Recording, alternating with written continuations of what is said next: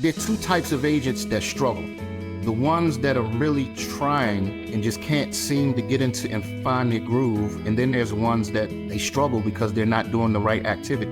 And it's a big reflection on whoever your coach is.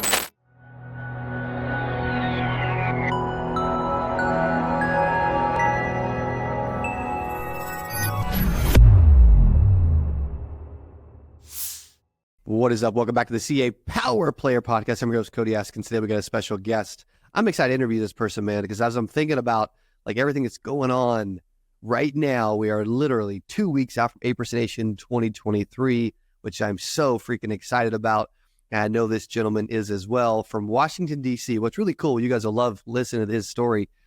He actually recruited one of the best interviews we've ever had on this channel, by the way. It was Raza Begg. Got a ton of comments, ton of feedback. He's actually the cat that has recruited Raza Begg and works with him and their buddies, which is amazing. So welcome to the channel and the podcast, Jacques Vaughan. What is up, Jacques? Hey, man. Pleasure to be here. First, I want to say thanks for taking some time out of your busy schedule to interview me. We chop it up a little bit, so I'm excited to be here. Yeah, buddy. Appreciate you being here. You're doing some big stuff, man. When I find some real players that are doing something big, I like to really kind of like more than just pick their brain, but like understand what's going on, what makes them tick, how they became successful, who they are. Because dude, there's so many agents. There's a million agents like that wish they could just wake up and be you one day. You know, right? I don't know about that, but thanks for stroking my ego. What do you think? I mean, okay, at the point you're at in your life, right? Mm-hmm. Do you think, I mean, shoot, I already know the answer, but like, it would be nice if, I'm sure a lot of people would love to make the kind of money you make. I would say so. Yeah. Yeah. See, I would totally say so for that. Yeah. Well, dude, I appreciate you. Have you always lived in DC? Where are you from? I was born and raised in DC. And weirdest thing is I'm a musician first. So that's why I do first. So, do you sing or rap or what do you do? I'm actually a percussionist. And so the weird thing is 2.5 years ago, I had no clue that I would be in this space. But jumping in the life insurance industry has totally just changed my family's life. And we've done some remarkable things in a 2.5 year period. I'm talking like some big stuff. Like I said, I don't know if you know, but prior to COVID, I had no interest in life insurance. I just got started about 2.5 years ago. Wow. I have really? 400 agents now. Let's go, man. That is awesome. And actually, before I jump into that, I have a bunch of questions that are floating around, but like for those that like don't know you, what did you do before? What all have you done? How did you end up here? Who were you when you were, 16, 21, 30? Like, talk me through, you and the life of Jacques Vaughan, man. What brought us to today? I'm going to start at 13. I like to start at 13. At 13 years old, I had some friends of mine and we started a band. We started playing and became pretty popular in the DC area as teenagers. So we played music, recorded our first album. I think I was 15. Our first album, and it hit the freaking Billboard-charts. What happened is I've been a musician ever since. So I never really did traditional business. I realized when I was younger, nobody could hire me because I wouldn't be able to work somewhere and travel and do music at the same time. So I was always self-employed. I got introduced to network marketing at an early age, became really successful at team building. So that allowed me the time freedom through my younger adult years. As I gotten older, I was able to kind of do my own thing and play to my own beats, to speak literally. Yeah. That was pretty much a picture of how my life was. It was, I did goofy stuff as a teenager, but as a young adult, I was blessed to be able to travel the world, see different places, doing what I love to do. But then guess what, Cody? Reality hit. I was like 50 years old. I was like, wait, I don't have any freaking retirement in place. I got to do something. So what I had done up until that point, I did some traditional business training. I started a company with some partners called I Am the CEO. And what we really did was we showed people how to transition from the employee sector into the entrepreneur sector. So probably the last 15, 20 years, that ended up how I made my money, doing trainings, showing people, like I said, how to transition from employee to entrepreneur. Yeah, I love that, man. And there's a lot of people then that are joining this business, or they're considering this business, and they would love to transition. They think they would love, to transition from being their own entrepreneur. Right. Do you think everyone could do that, like realistically? Short answer is no, but I can get into the why, because unfortunately, a lot of, let's say a majority of the people have been systematically programmed to go to school, get a job. Yeah. You know what I mean? And work for 40 years, retire, and hopefully be able to live off of that 401k and set off into the sunset. But we know that that's all garbage. That's right, man. That is garbage. Systematically, so programmed by the system, Yes. So good, man. You're right. It's like, hey, don't talk to strangers, Right. Save up all your pennies, Right. look both ways, don't get ran over, whatever, right? Like there's all these little sayings and phrases, and it's interesting. Yeah. I mean, like even when it comes to money, there's a lot of them, Don't take risk, make sure you have benefits. Like my mother-in-law even said this when we first got married, like, hey, why doesn't Cody get a real job? Right. I experienced that through my whole life. Get a real job. Why don't you get? Well, like I said, I knew I was unemployable. So it became big for me to really show people that didn't have the mindset to be able to transition and put them through the process, give them the steps, the how-tos on how to transition, if that makes sense. That makes a ton of sense. Yeah. And a lot of people that will want to, that need help with that. You mentioned network marketing. What were some things that you learned in network marketing that have helped you become who you are that you still use today? Great question. One is the team building, of course, that I've learned in network marketing. The other is, if I were to have to say, just really how to process people. And when I say process people, and I learned this too, just in sales, because I've been in sales. I mean, network marketing is sales. So just really like how to approach people, how to not be so, I learned how to, at an early age, learn how to not send off the salesman alarm. When you approach people, you don't like to be sold. So my big thing was, how do I approach people and that alarm not go off, but let them or get them to put down their guard so we can have a conversation. And then I usually like to have a conversation with somebody and then figure out what their pain points are and then offer the solution. So that's something I use over here as well. Yeah. What were some of those things that you did well when you were approaching someone?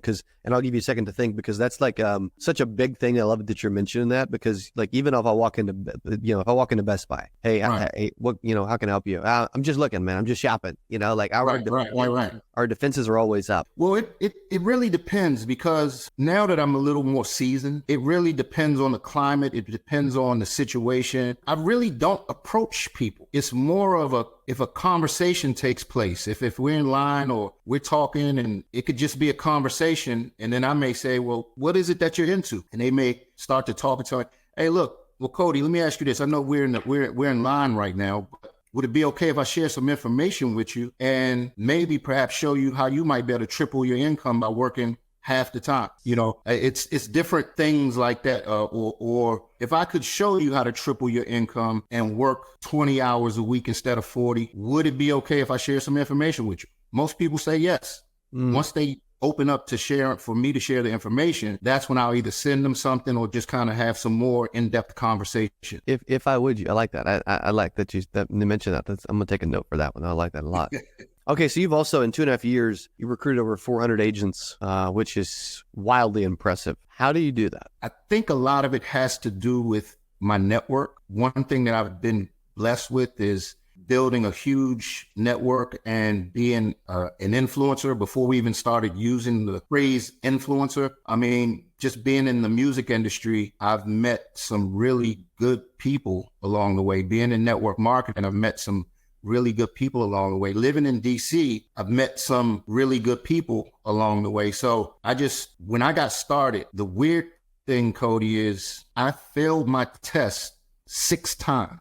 And in the process of failing my test, the day that I got my license, I hit the top rank in my company, Experior, because I had built an agency. Already I had 50 people in my agency the day I got my license. Wow. So it was crazy, because everybody was like, how the hell did he get to the top of the ladder? He just got his license. Well, because I was building. And that's what I show people how to do. I show even today, one of the things that I really stand firm on is that I'm showing agents, top producers, how to build an agency, because, you know, top producers like to produce, they like to write, but a lot of producers, I realize they can't recruit. If you can show somebody how to become a hybrid in this post-COVID climate, man, they're down like 4 flat tires.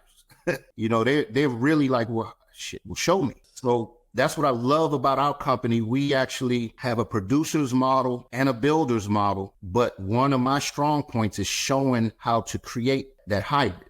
You see what I'm saying? And showing people the steps. See, the how-tos a lot of times are what's missing from a lot of the stuff that in the industry. You know, go and do an IUL or go do this or go do that. But the how-tos, you have some people that keep the how-tos close to their chest. Well, I'm showing people how to really build a big organization. And is that something you can help it? You can actually teach others if they're watching. They're like, man, I want to talk to this Jacques guy. I want to get to know him. I'm wanting to do something like he's talking about. You can help them with the concept. Absolutely. And the reason is because I didn't come into the life insurance space and turned into a builder once I got into the space. I was already a builder first. So we have a cookie cutter, easy, simple. I mean, it's so simple. Like when people come over, they're like, you all made it so simple.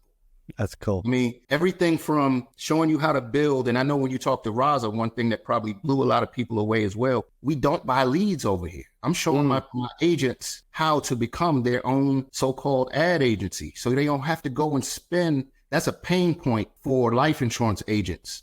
Yeah. I talk to agents all the time. They're like, I didn't make a dime and they got me spending $500 a freaking week or month or whatever. And I'm not making any money. So we show our agents also how not only we show them how to build, but also how not to become a lead junkie. I like that too, man. There's a lot of agents that need help with, I mean, I think the number one reason they fail is they don't get in front of enough people, you know? So if you can show them how to do that, they can win. Yeah, they can win in a huge way. What if you were bragging on yourself, what have we not shared that you would like to share today, you think? What are we missing? What would I brag about? I mean, so talk about some of the numbers of production and, you know, like some, you know, if you had to flex a little bit, you know, like add some credibility and some sprinkles to the top, to on top of the cake today. Right. So I'm one of the first 3 shareholders in our company in the United States. One of my first month in the business, I did $35,000 in commission. In your first month. And now here's the kicker. I was doing field training. So the $35,000 I had to split with the person field training. And guess who that person was? It was Raza. I didn't know the business. I knew he knew the business. So when I talked to him, he was like, let's go, bro. My first 3 months, I did 35, 32, and I want to say $34,000 out the gate, first 3 months. And so that's what Raza would always say. He said, man, look, you got to go put some numbers on the board before you go talking to anybody, because nobody's going to want to listen to you unless you got some numbers to put up. So I took that. And then when I went to start talking to licensed agents, you know, the crazy part is licensed agents don't like to talk to you if you're new, especially if they're seasoned. It's like, what can you tell me? That made for more interesting conversations from those accomplishments just straight out the gate. Totally. I mean, dude, what is that? 101K in your first 90 days? I mean, dude, that's freaking powerful, man. Like if you had to say, okay, here's the 3 ways or whatever the number of ways are that I was able to do 101,000 in my first 90 days. The big thing is I was blessed. It would be almost like when a person just starts driving and your first car would be a Rolls Royce. I was blessed to be taught